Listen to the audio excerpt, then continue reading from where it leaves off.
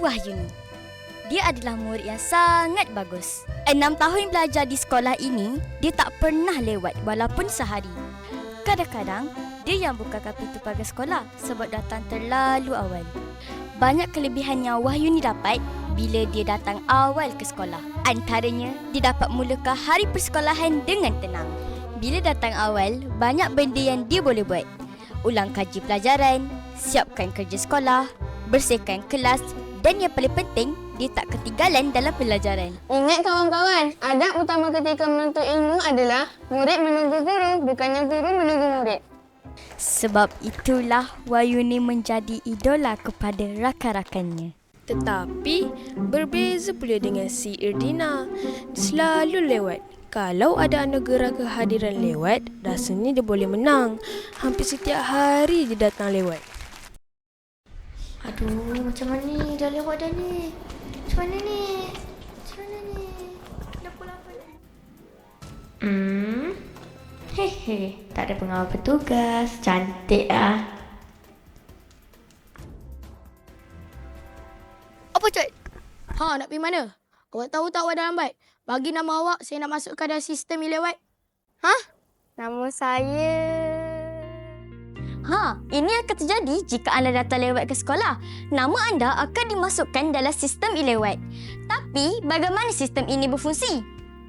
Yang pertama, nama murid yang lewat akan direkodkan melalui aplikasi e-lewat yang terdapat dalam tablet yang disediakan. Yang kedua, sebaik sahaja nama dimasukkan ke dalam sistem ini, ibu bapa atau penjaga akan menerima mesej tentang kelewatan anak-anak mereka melalui aplikasi WhatsApp.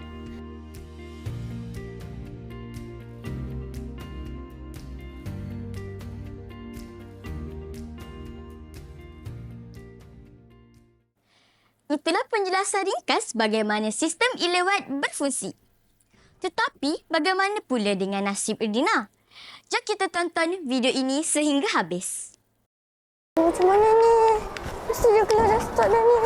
Okey, setakat ini sahaja pembelajaran kita pada hari ini berkaitan dengan penjodoh bilangan. Okey, kelas. Bangun!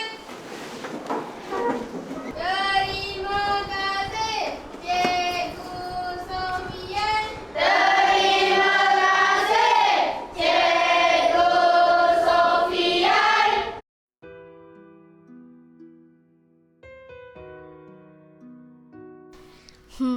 Kesian Irdina. Bila dia datang lewat, macam-macam berlaku pada dia. Datang sekolah pun tak tenang. Kena tidak kedisiplin. Malah lagi teruk dia ketinggalan dalam pelajaran. Kesian Irdina. Inilah antara kesan apabila murid datang lewat ke sekolah.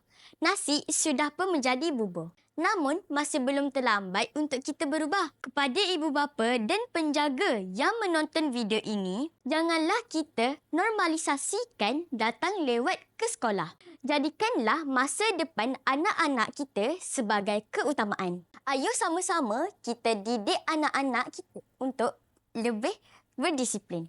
Anak yang berjaya lahir daripada amalan berdisiplin yang baik dari rumah lagi. Bersama-sama kita boleh berubah. Sekian sahaja video kali ini. Terima kasih kerana menonton.